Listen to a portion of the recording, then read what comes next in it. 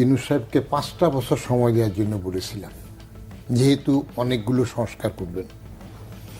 এবং পরের দিকে বাজাদের বাংলাদেশ জাতীয়তাবাদী দলের অস্থিরতা দেখে আমি বললাম যে আচ্ছা ঠিক আছে, 5 বছর না দিলে 7ই জানুয়ারির নির্বাচনের পরে যে 5 বছর শেখ হাসিনা থাকতো, সেটার মধ্যে যে কয় মাস শেখ হাসিনার থেকে গেছে এই কয়টা মাস বাদ দিয়ে বাকি সময়টা দেওয়া হোক। কারণ এই 5 বছরের মধ্যে তো বাজাদের পক্ষে বা অন্য কারো পক্ষে এদেরকে সরানো সম্ভব ছিল না, আগেও বহু চেষ্টা করতে পারে না। তাইলে এই পিরিয়ডটা ইনি সংস্কারটা করুক। ইউনূস সাহেবের বড় একটা ভরসা আছে, আশা আছে, উনি অনেক কিছু করবেন, আমরা খুশি হয়েছি। যদিও গভর্নমেন্টে এনজিও, গ্রামের গভর্নমেন্ট কিছু এনজিও আর ওনার গ্রামীণের গ্রাম, তো সেই সময় তো উনি সংস্কারের পক্ষে, সংস্কার করে অনেক কিছু করবেন, আমরা আশাবাদী। এখন উনি, কারণ বড় রকমের একটা ধাক্কা হয়ে গেল 5 তারিখে, এই গত 5 তারিখে যে বঙ্গবন্ধুর বাড়ি ভাঙল, এটা ডিক্লেয়ার করে ঘোষণা দিয়ে ভাঙ্গার পরে এটাতে ওনাদের সায় ছিল কি ছিল না, পরে বিবৃতি দিলে মানুষ এগুলা খায় না, এটা বন্ধ করতে পারে না। এটার একটা বিরাট একটা রিপারকাশন হয়েছে ভিতরে। এটার কাউন্টারটা আপনি দেখেন কিভাবে সাইজ করা হইল পরে। গাজীপুরে মোজাম্মেল সাহেবের বাড়িতে যখন এটা ঘটলো, তখন একটা চান্স তারা পাল্টা নিল। এরপরে সম্ভবত ইউনূস সাহেবরা এখন একটু বেকায়দা এবং চিন্তা আছে মব জাস্টিস দিয়ে এভাবে করার। অতএব তার থেকে ভালো, যখন কোনো কিছু কুল পাওয়া যায় না, সুবিধা করতে না পারলে সেফ এক্সিটটা হইল।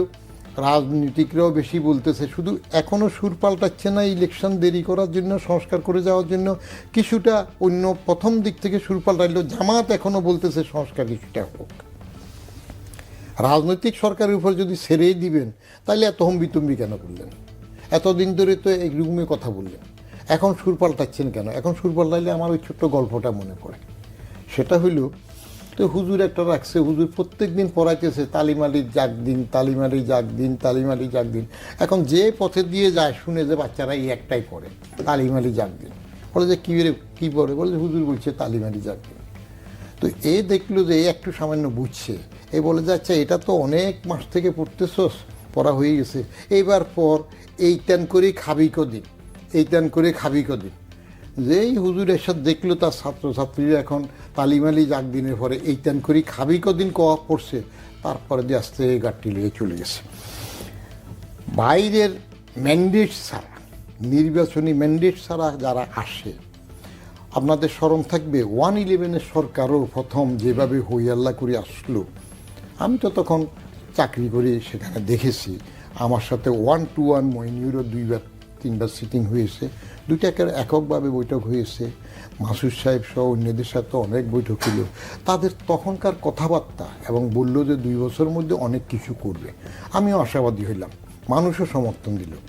কিন্তু মাস 7-8 যাওয়ার পরে দেখা গেল তাদের চিন্তাধারা চেঞ্জ হয়ে গেল।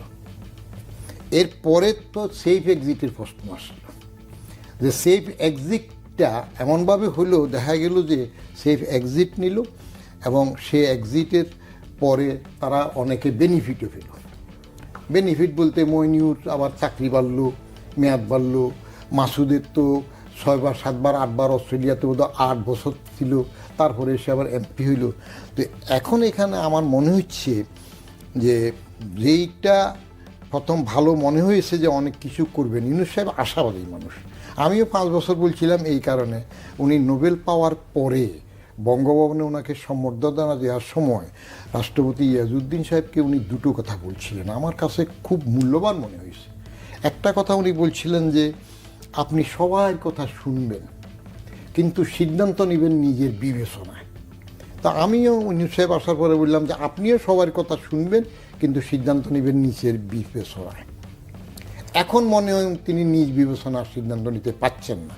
টের পাচ্ছেন যে আগে যেভাবে ভাবছিলেন ছাত্ররা আমার নিয়োগকর্তা, জনগণ সমর্থক, এখন দেখে যে নিয়োগকর্তাও বোধহয় ঠিকমতো তাকে মানছে কিনা বা তার কথা শুনছে কিনা, এখন বেকায়দায় পড়ছেন।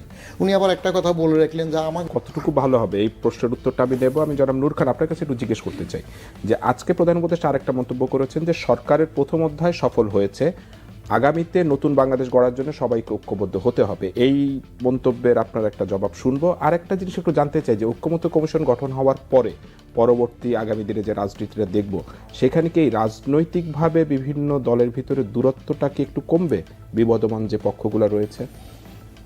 দেখেন, বর্তমান বাস্তবতা দিয়ে তো বিচার করতে হবে। বর্তমান বাস্তবতা সেটি বুঝায় না, সেটি নির্দেশন করে না।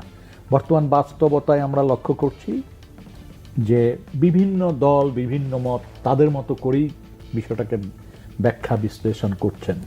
যেমন যদি নির্বাচনের বিষয়টা যেটা ভাই বললেন বলি, তাহলে দেখা যাবে বড় বিবদমান দুইটা গ্রুপ দুই রকম কথা বলছে। একটা হচ্ছে শীঘ্রই নির্বাচন, আর একটা হচ্ছে সংস্কার শেষে নির্বাচন। কথাটা এইভাবে আসছে।